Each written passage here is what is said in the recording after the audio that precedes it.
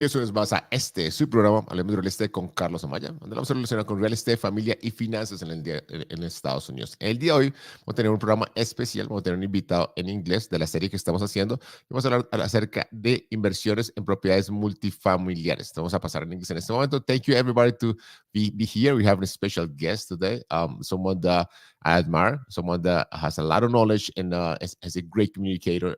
Is going to give us a lot of value in terms of real estate investing, especially in large multifamilies. We'll be back in a few seconds. En Hablemos de Real Estate con Carlos Amaya, creemos que la familia es la base de la sociedad. Por eso, nuestra misión es proveer información y herramientas a la comunidad latina de cómo lograr la libertad financiera a través de bienes raíces.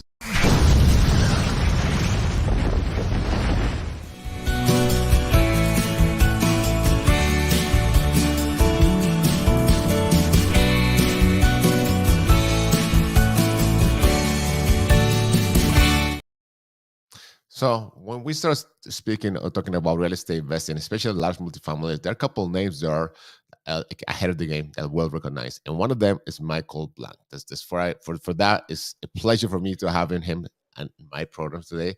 Michael, how are you? Carlos, mucho gusto. ¿Cómo has estado? Muy bien. Okay, thank you for accepting the invitation. Like I said before, you are one of the guys that have something like usually you want to have like a role model, and you have the educational platform, you have your multifamily investing, you are a family man, and we're going to talk about that a little bit later. I seem that you're a believer, so it's a lot of things that identify you as I said as like a role model. So let's start from the beginning. So first of all, just give just the glory to God to give us the opportunity to be here. Usually, my wife prays, so I want to pray if you don't mind. I pray really quickly, really like a small pray, and then we get into our conversation. God, thank you for give us the opportunity one more time to be here. Thank you for having this special guest. We know that everything happens for a reason. Thank you for having him in our path, and be you the one is going to be communicating through us and help us bring this message to people that really need it, and also just to give a motivation to people who want to take action, and to people that are not having a good time, just give us a lot of like hope that things are going to get better, and hopefully you're going to be speaking through us, and we're going to be able to impact a lot of people, especially through this message that we're going to bring today. Amen. So, Michael, let's start from the beginning. So, give us a little background about you for the 1% of people that don't know you. Yeah. So, my upbringing is maybe typical for a lot of people. I was taught to get good grades, get a good job, and that's kind of what I did. And so I have a software background. That's the only reason I figured about what if I'm ever going to make money, I might as well get into software.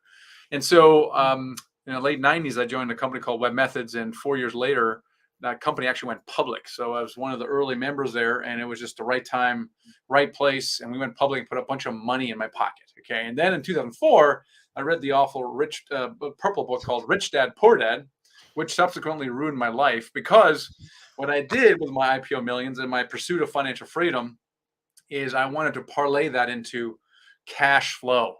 And, Kiyosaki mentions cash flow business and real estate. And you're like, oh, I don't know what I should do. I know, I'll invest in a restaurant franchise, obviously.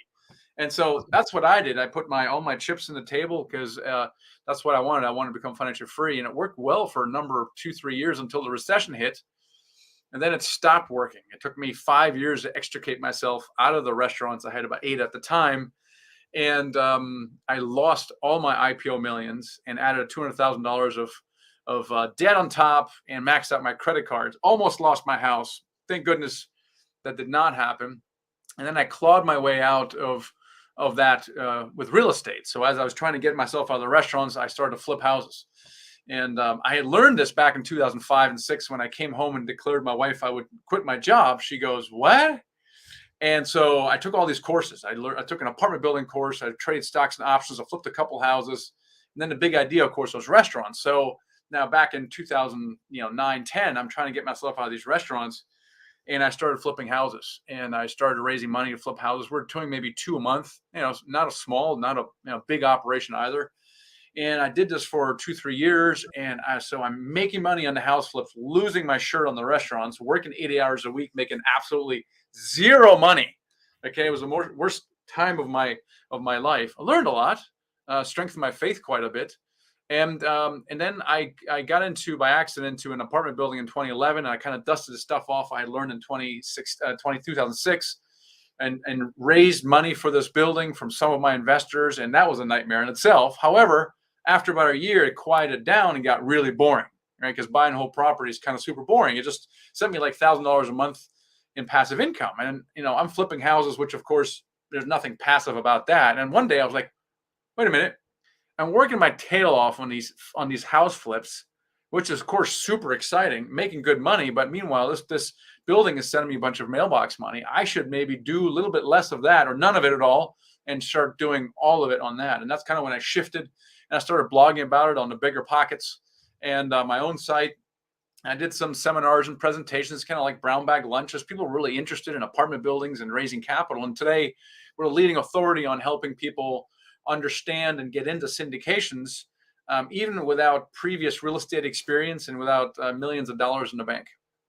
Sounds amazing. Let's go back to the beginning of the story. So you read the book, Rich Dad Poor Dad, and it seems like 99.9% of people that are in real estate read the book. But then you went to restaurants, and then you said you decided to get into back to real estate, fix and flip. Let's talk about the first deal. So what did you find there? How much you pay for it? Did you have any experience? Did you partner out with someone, or just based on the courses that you took, you said, I know what it takes. I'm a smart guy. I'm gonna go ahead and do it. So one of the mistakes I made in the restaurant business is I did not have an advisor or a mentor or a coach, someone who would normally guide someone into a new business. All right. And that's because I had a bunch of money and I thought I was a freaking genius. Okay. So who needs a mentor when you're a genius and have money? The money power. House flips, huh? The money power. You have the money. Yeah, that's right. And now with the house flips, on the other hand, I actually got a mentor, and this was a wholesaler mentor. And in studying it, the wholesaling part was the most complicated because it's the marketing and the negotiation and finding a deal. The rehab stuff seemed to me I could probably figure that out, which is, I think, probably true. So I did get a mentor. So my first two I got off a postcard campaign.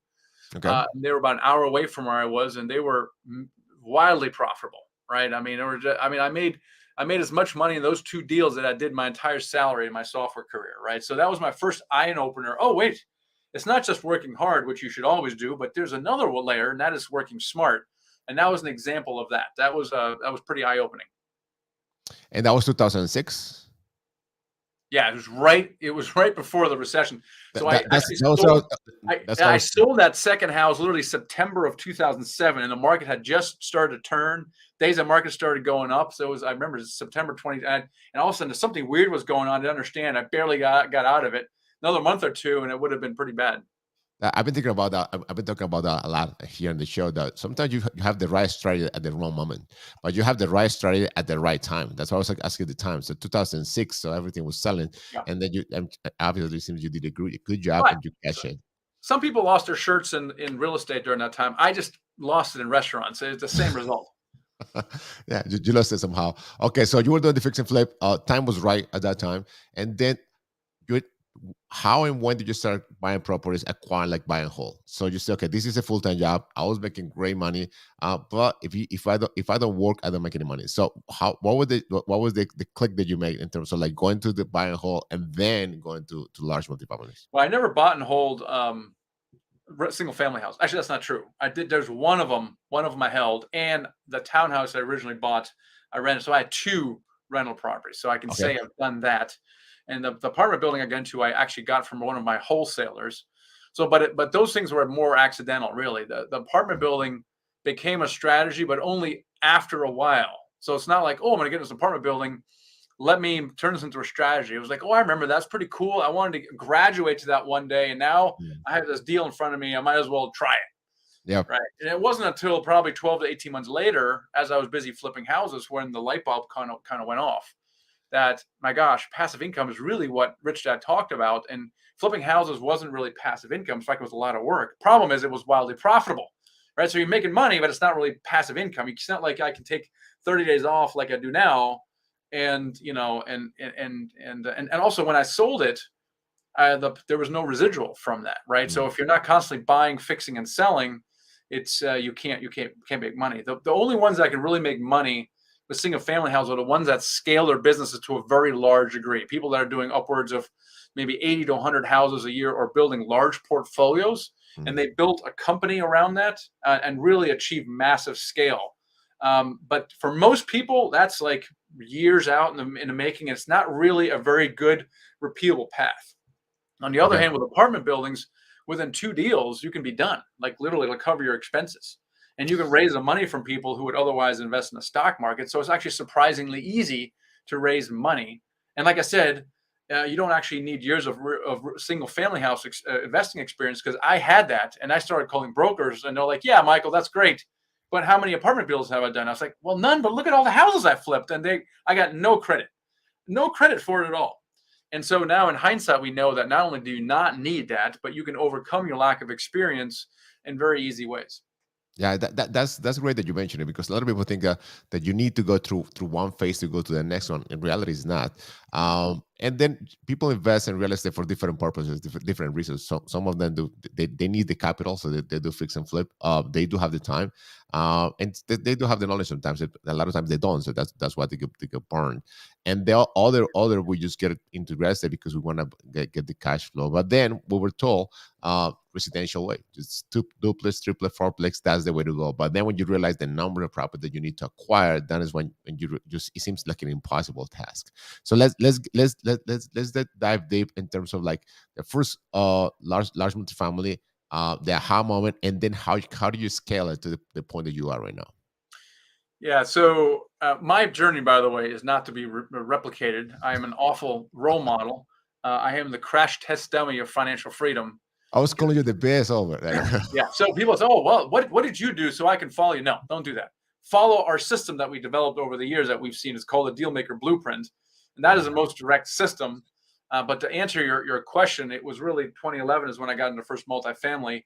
And then, as I said, most of my time was spent getting out of restaurants and flipping houses as a way of survival. But in 2013, actually 2014 is when I started blogging about it. And instead I had this conversation with God, Carlos, because I was like, you got me into this mess. You need to get me out of it, right? And I got the very strong impression that I needed to share it, and that's why I started blogging. But I researched the blogging. The whole business model around blogging is that you produce content for a number of years. You build a list, and then one day, if you're lucky enough, you can actually monetize it. So I looked into this. I said, God, I'm sure you know what you're doing, but that is an awful plan. Okay, I don't need money in 3 to 5 years from now. I need money now. Right? I have a problem right now, not in 5 years. And then I did it anyway, but a magical thing happened, as it sometimes does when you do things God thinks is a good idea. And so what happened is, so through that, people started bringing me deals, right? So we had the syndicated deal analyzer, and then they would bring me deals. And I also started attracting capital at the same time. It's like, well, do you have any deals? And I'm like, well, actually, I do. And so my first 10 deals I ever did after that point was all joint ventures, all through this thing called the deal desk, where people were bringing us deals. I would look at a deal. I would do a joint venture, worked out a methodology for that, and then raised the money for it. And it was magical, right? It was really, really cool. And so things took off rather rapidly after I got myself out of these restaurants in 2015, and I finally stopped flipping houses. I could focus really on this thing, and then things worked out pretty well. So today we manage about $350 million in real estate. We probably sold 100 million of it, so it's about 2,000 units. So it's a fairly big operation. And what's really magical is that it scales easily, because what happens is when you do a deal, it gets progressively larger, and it's normally in increments. So let's say you do a duplex, okay? You do a duplex, the next one is going to be around 10 units. The third one is going to be around 25 units. And then after that, you're somewhere in between 50 and 100, right? So pick your favorite entry point, but those are your steps. So if you start with 50, the second will be 100. And so this is why most people are able to quit their job after their first deal, because of two things. One is the acquisition fees you get paid. It's like almost like a commission you get paid, 3% of the purchase price. If you're buying a $3 million deal, what is that? Is that $90,000? Yeah. Yeah. It's 90 grand that you can pay on a $3 million deal, and you're raising $1 million, which sounds like a lot. It sounds like, oh my gosh, $1 million. But here's the truth. You're going to raise some money. Let's say you can raise $100,000. That's like a staggering amount of money for you. Never raised money before. I don't really know any people. You raise $100,000, but I can guarantee you there's the opposite of you who has access to capital, and their biggest problem is deal flow. They can raise $900,000 because there's some attorney or there's some kind of medical practice or something like that, and they have the gift of gab. Maybe they're insurance broker or some even the real estate brokers, right? They know all these people. My biggest problem is I can't find a deal, and those two find each other, and immediately they can buy a $3 million property. It's really amazing. Okay, so let's go back to the first large multifamily deal. How many units did you get? You said that you raised the deal for people that were around you. That's usually how it goes. Sphere of influence. So let's go back to those numbers, and then we just get deep in what you said before. People can get financially free Yeah. and leave the W-2. Yeah, the first one was a 12 unit. It was actually through a wholesaler. It was listed on the MLS. Some smaller multifamily on the MLS. The majority of deals you get through brokers directly. But this one was on the MLS, and a wholesaler put it under contract. I bought it for $475. It was a 12 unit. It was probably built in the 40s or 50s. It was pretty old. All brick. Put about $100,000 into it. It was Section 8, which I didn't understand at the time. Sort of, not really. Put about $100,000 into it, held it for 5 years, and sold it for about $900,000. Okay, amazing. And after that, so it was 12 units. What came next? Oh my gosh, what came next?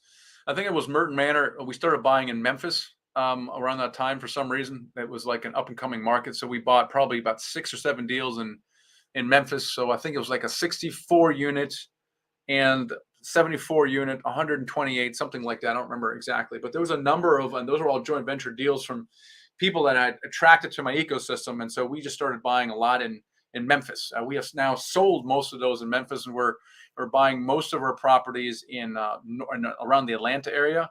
And we still have some assets in Huntsville, which we like. It's just not a very big market, but we'd love to buy more in Huntsville. Great. There is a phrase, financial freedom, and everywhere you see it, you hear that phrase. So what will someone look for financial freedom? Because it represents different things to different people. And sometimes people are mistake of what financial freedom is. They think it's the jet, the car, the plane. Nothing against that, but a lot of times that's not how financial freedom looks like.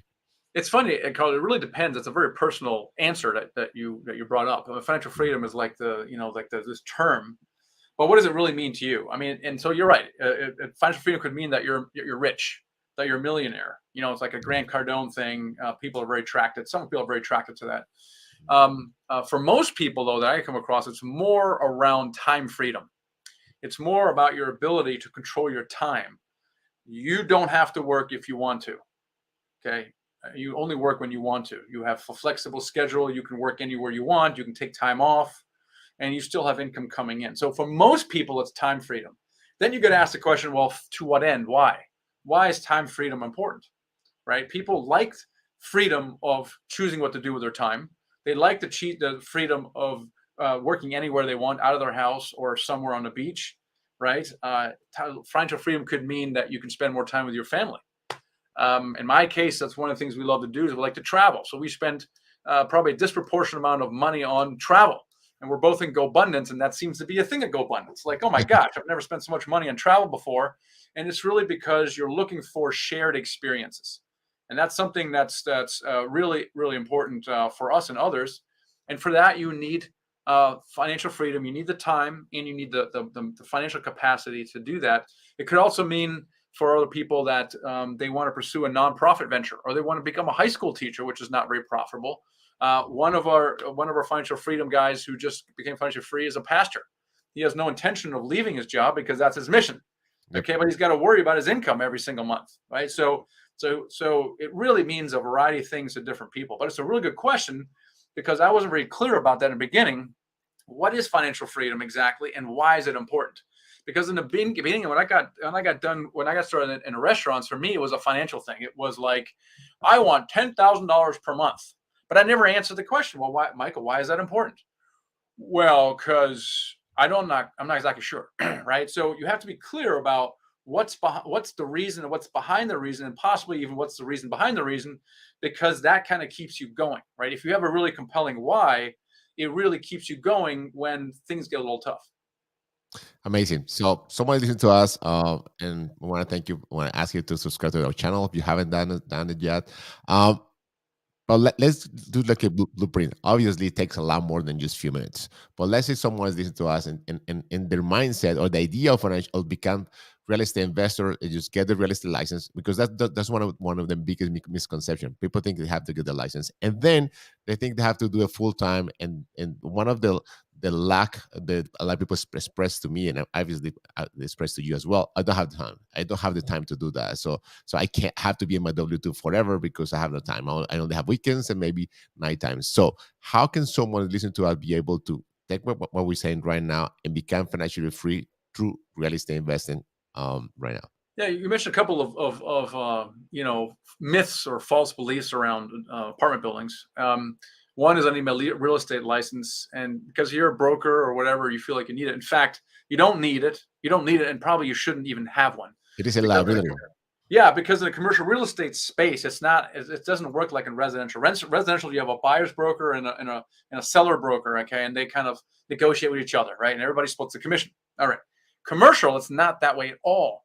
Commercial brokers only represent the seller. Okay, I don't think I know a single buyer's broker. Sometimes, occasionally, it comes up, but it's never true. It never works. So these brokers only represent the seller side, and you're on your own, right? It's really sad. You're on your own. No one's representing you, and so they do not like to share commission. If you come and say, "Hey, I got my real estate license. I surely would like to share your commission." Guess what they're going to do with your contract? They're putting it in the bottom of the pile, or they might accidentally lose it. So it actually can hurt you to have your real estate license in commercial real estate in general, multifamily specifically. And number two is time. I hear this all the time. Here's the truth. 100% of the people that are financially free today had a full-time job without exception. So how do they do it? How do they do it? And it really comes down, first of all, they do it on the side. What we say is if you have 5 hours, you can do this. 5 hours, okay? 5 hours per week. Is that a lot? Yeah, it could be. It could be a lot. Right? It really depends. It requires a bit of a commitment, possibly with your spouse, and a little bit of a sacrifice. You might have to watch slightly less TV, spend time swiping Facebook slightly less. You might have to stay up an hour or later, or get up an hour or and not waste your time doing lunch. So it's all a little bit about a commitment. But 5 hours minimum, you can do this. In fact, you can do almost anything in 5 hours on the side, really anything. So those are the two other ones. And the other thing is a lot of people think that they need lots of years of real estate investing experience. And you don't need that, not knowing what I know. And you don't need millions in a bank either, because it's surprisingly easy to raise it from investors. Because investors have the problem of, where should I invest my money? Okay, stock market. Well, stock market's been going down. It might go down. Even if it's not going down, it's very volatile. It's unpredictable, unless you have a very long time horizon. But if I got a 5 or 10-year time horizon, I can't really make reliable financial plans. Number two, it doesn't generate cash flow, so I can't really quit my job. And number three, I got to pay taxes on it, right? So people are scratching their heads going, something's just not right with the stock market. And you have the ability to educate people about alternative investments in general, but real estate syndication specifically, because there's so many benefits around them. But there's others like oil and gas or ATMs or this magical world of alternative investments that have different goals in mind. They do different financial things for you. But multifamily checks a lot of boxes for the reasons I mentioned. They appreciate, right? They generate generous cash flow. They're not nearly as volatile, and they get incredible tax advantages. I mean, it's really a unique investment class on the planet. So you don't actually have to raise any money. All you do is you get excited about it. You're not going to believe this thing that I'm investing in, and people go, "Wow, that's pretty cool. Can you tell me more about that?" And so it's not like you're even raising money. All you're doing is you're sharing your enthusiasm, and maybe you're educating people, and they will come to you for the reasons I just mentioned, because they have a problem. They have a financial problem. So usually when you start, and you said it before, it's a completely different industry. Going to like I've been in real estate since 2004. I did buy and hold, because that I thought that was the way to go.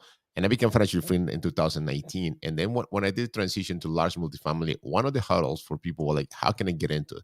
I don't have the experience. I don't have the knowledge. So to get the knowledge. And then the next step is, okay, I want to raise capital. And you made it sound so easy. And obviously it is the way you present it. But for a lot of people, I mean, it's like a panic, like a panic activity. Just be asking for money, presenting the deal. So how do you make it sound that easy? I know you don't make it sound. It is easier for you. And something that you said in one of our the videos that we did through Abundance, that a lot of your deals, it comes all the money comes through your ecosystem. You do like 506B all around, not 506C, which is great. So how do you make it sound and look so easy and doing it so easy? So you have to educate yourself a little bit, right? You have to we have like a free class called Apartments 101, Yeah. and it's like 4 videos that basically educate you around apartment buildings, right?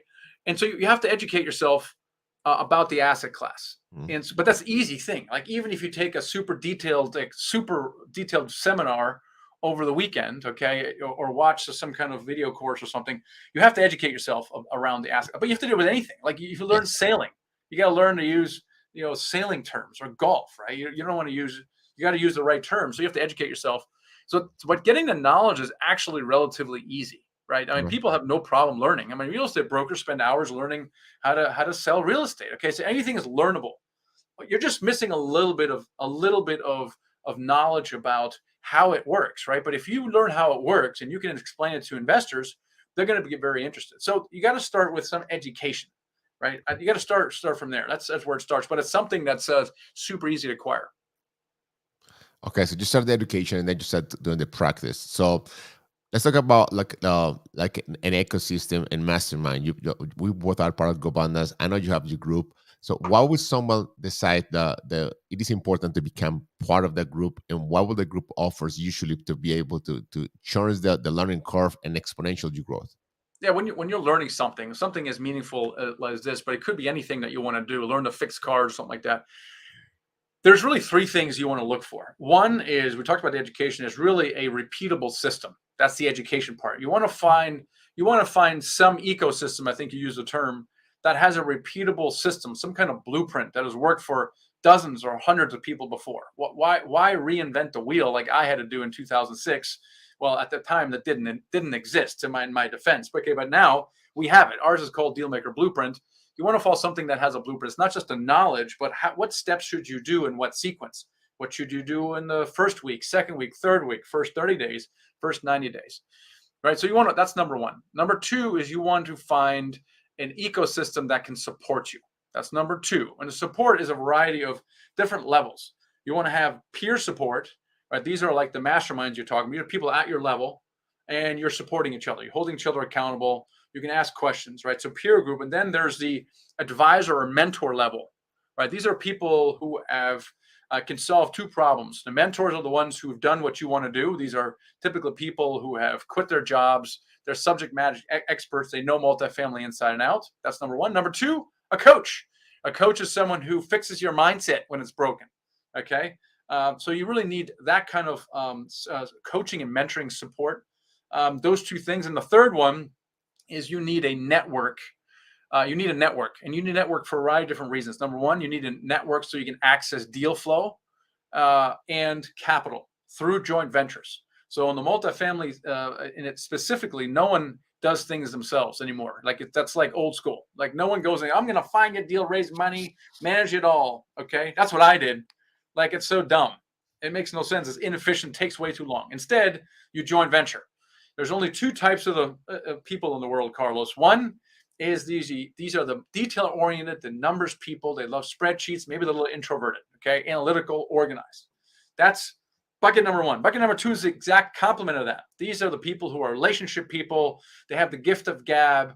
The sight of a spreadsheet makes them break out in the cold sweat. Okay, 2 completely different people, and they are like magic in a syndication because you need both people in the syndication. So the more introverted, detail-oriented numbers people, they're going to be great at finding deals, and they're going to overcome their fear of talking to brokers because the subject matter is numbers, numbers, numbers, numbers. They love numbers.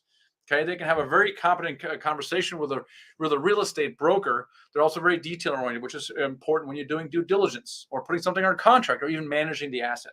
Meanwhile, the capital raiser is perfect for the extrovert, the relationship person who really doesn't do any of those things, but they have access to relationships and capital. And you need access to a network where you can find your complement. And this is an example where 1 + 1 is far greater than 2. So you need those 3 things. You need a proven system, and you need support, the right kind of support, and you need access to a network. If you find those 3, it is surprising what you can do. Most people in our ecosystem do their first deal in the first 6 months, and they quit their job within 12 months, 18 months for the slow learners. It's great. You mentioned coaches, and I always mention that life. I like sports like a metaphor of life. I mentioned, like Michael Jordan, Messi, all those big players. The coach don't teach them how to play; they already know it, but they just keep them accountable and just tell them the little tweak they need to make, the new adjustment to be able. Because once you are in the game, it's hard for you to realize what you are not doing right. So it's great. And also, you mentioned something really cool that we mentioned here multiple times. This is a team sport, and if you don't like to play in a team, unfortunately, you will not be doing good. This is not a like a tennis game, and even tennis, you need all the different coaches around you. Let's talk about the importance of core value. People get into the industry because of different reasons. People get because they want to get money. They want to become financially free. They want to, I don't know, they want to try to take advantage of other people. They have less knowledge of them. So what core values are important?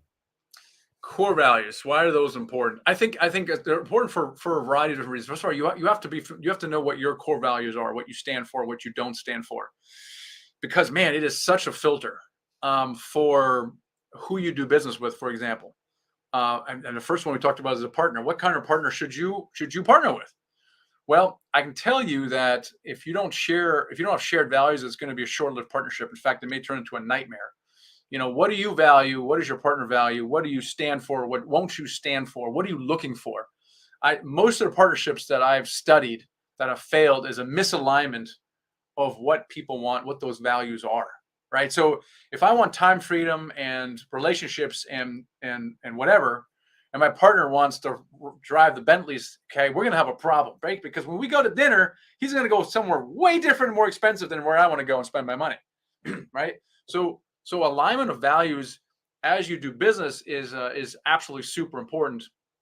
Second of all, I would say you build a brand for yourself, right? So Carlos, you're known, right? You're known for a family man, for values and things like that. So what are you known, and what are those values? And because those will come through your brand, and if you know what they are, you can actually shine a light on them. You can kind of make a big deal about those values. That's what sets you apart, makes you different from all the other Latinos with podcasts, right? There's only one Carlos out there because he stands for something. And so values also really are a unique differentiator from all the other people out there. I mean, look at like we talked about the difference between time freedom, right? I talked about Grant Cardone. I really like Grant Cardone, right? But his core values are vastly different than mine. It doesn't make one better than the other, okay? And he tracks millions of people because of his core values that he has, and I do fine also, right? And I just attract a different person. So being clear about your core values is really important. It's a guiding light, North Star, really. That sounds amazing. When you mention to people that this is a team sport, the next step, the next action item, usually, okay, I'm gonna partner. I'm gonna find a partner. Especially when you measure different personalities, you have to have the deal analyzer, the asset management. You have to have the whoever brings capital, and then unfortunately, and I was guilty of that. The the desire to make things going, so you end up partnering with the wrong person too soon. Like someone told me, you have to start dating before you partner. But sometimes you want to partner right away because you met a person in a conference, you belong to the same group, and you think that's it's a perfect match. But like you said, the core values, that's what I like, that the concept. You have to make sure the core values are aligned. Otherwise, it's gonna be like a nightmare, like a nasty divorce. And unfortunately, it's gonna have consequences. I love when you mentioned that educational platform for you, and I know obviously I'm behind you a couple steps, but it is a lot of work and effort and time, and it's a lot easier to just do deals, and instead of just taking the time and doing all of this. So why did you decide to do that? And you are one of the pioneers in the industry to have your platform, and you impact millions of people lives. So why doing it? How did you start it, and why doing it? And especially if you know this so much time consuming. It's just true. It is much more time consuming. It's much harder to teach you to buy an apartment building than it is for me to simply buy an apartment building. This is true. Yeah. I mean, my real estate investment business made vastly more money last year than the educational business. Now I'm trying to fix that. Every business should be profitable, and that's true. However, the team size is much bigger on the educational side. But here's the thing: I find it much more fulfilling to help people do do something they didn't think was possible. Number one, and number two, in a way that actually makes them quit their job and become financially free. Like that transformation, and that happens all the time, literally within a year. That really lights me up. It really does. That is kind of my mission. My mission is financial freedom, right? That's what it says on this. It's kind of my mission. And making more money doesn't really satisfy that mission, right? It's nice to make more money, but it doesn't. It's not really more mission based. So that's really why I do it. Now, should both businesses be wildly profitable? Of course, but from an impact perspective, the impact on the educational side is for the entrepreneur type, the person who wants to be active, okay, who wants to find a deal, raise the money, put the joint ventureship together.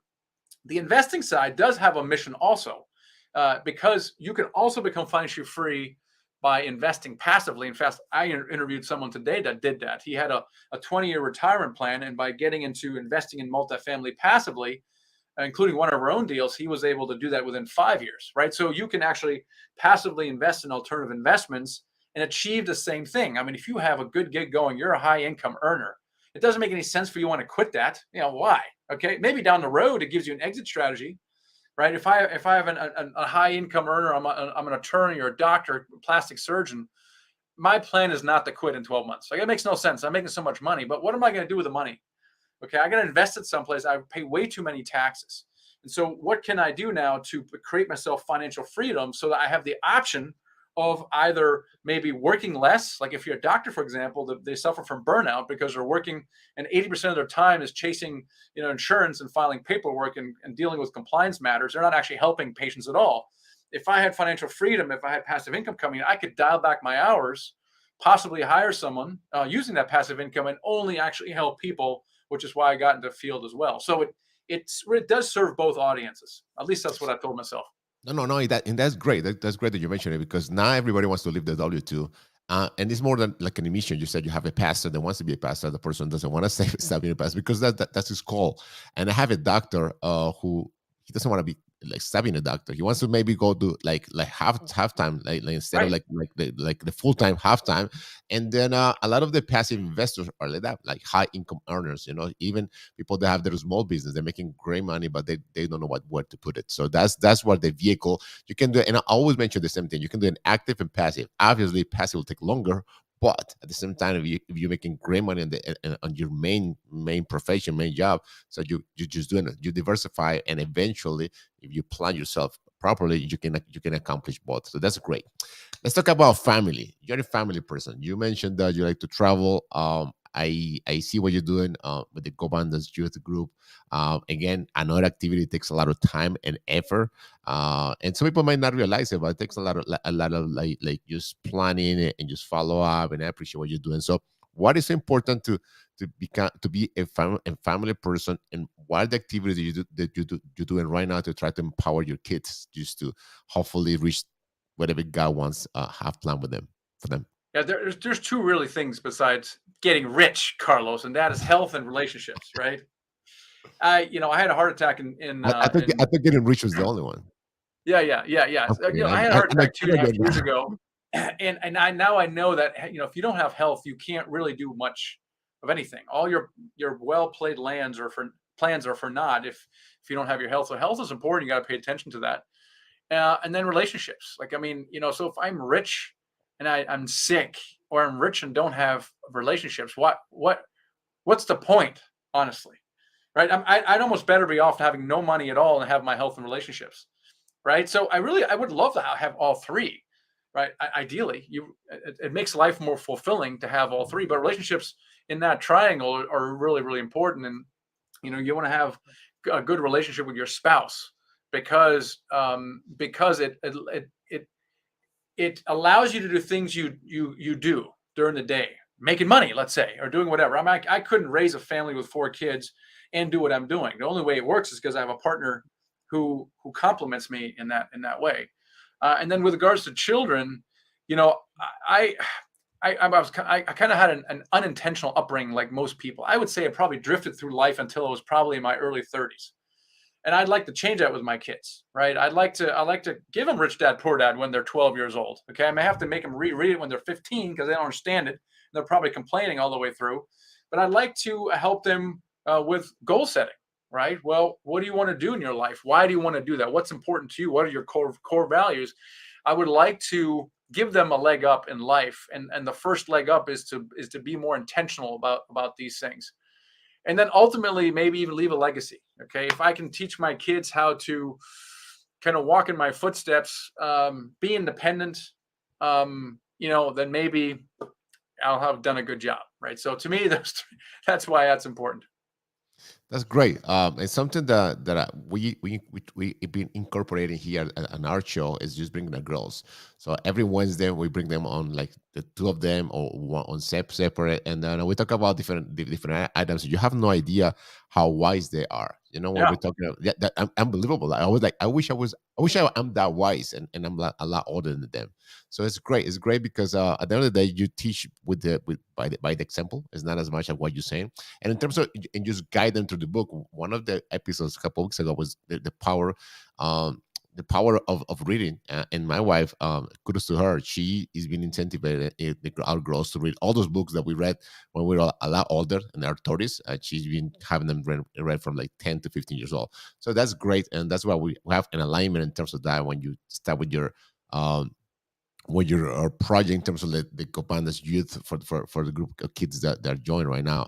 It spoke to my ears. That was something like, okay, he has the same values in terms of that, and that's what I was like all over that project. So let's talk about you as a person. So what are your hobbies when you are not looking for properties, when you are not doing this, when you are not doing all your boot camp, when you are not speaking in different events? What do you like to do as a hobby? Carlos, I love spreadsheets. Great. I love making spreadsheets. Okay, I don't know what it is. I find it relaxing. I look forward. If I have to do a spreadsheet, I don't know why. Most people like Facebook. I like spreadsheets, but I'm a little more well-rounded than that, as you can tell. I played competitive tennis. I still play competitive tennis. Really? I played tennis in college, yeah, and I'll play a tournament every once in a while. Typically, play people who are in their early and mid 20s, and I can hang with them, So I love doing that. I love fly fishing. I've done that for probably 30 years. My son fly fishes; he's very good now as well, so I love that. But we love to travel, man. I really love to travel. I thought it was like unique in the world until I joined GoBundance when I discovered there's other people who love to travel as much as we do, and yeah, so we love that. We love traveling. We're gonna be in Croatia this summer. We're gonna be in Germany, a little bit in Paris.